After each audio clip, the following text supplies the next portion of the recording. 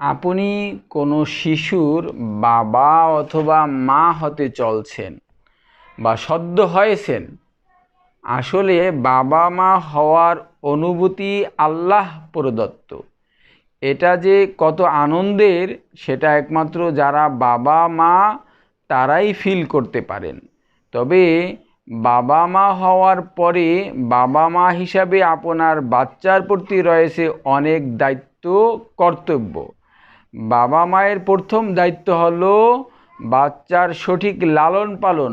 অনেক নতুন বাবা মা আছেন যারা জানেন না বাচ্চার সঠিক লালন পালন কিভাবে করতে হবে, যার ফলে বাচ্চা ঘন ঘন অসুস্থ হয়, খেতে চায় না, কান্না করে, শরীরে রেশ ওঠে, ঠান্ডা, সর্দি ও নিউমোনিয়ার মতো মারাত্মক রোগে ভোগে।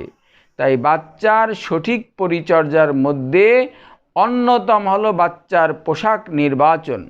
বাচ্চাকে কোন সময় কোন পোশাক পরাতে হবে, কী ধরনের পোশাক পরাতে হবে, কী কাপড়ের পোশাক পরালে বাচ্চা সুস্থ থাকবে, এগুলো মাথায় রাখতে হবে।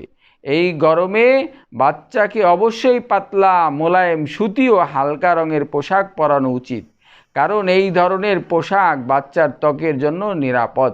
এই পোশাকগুলো বাতাস চলাচলে বেশ উপযোগী, আরামের অনুভূতি দেয়, শিশুর শরীরে ঘামে কম, ফলে ঠান্ডার হাত থেকে শিশু থাকে সুরক্ষিত।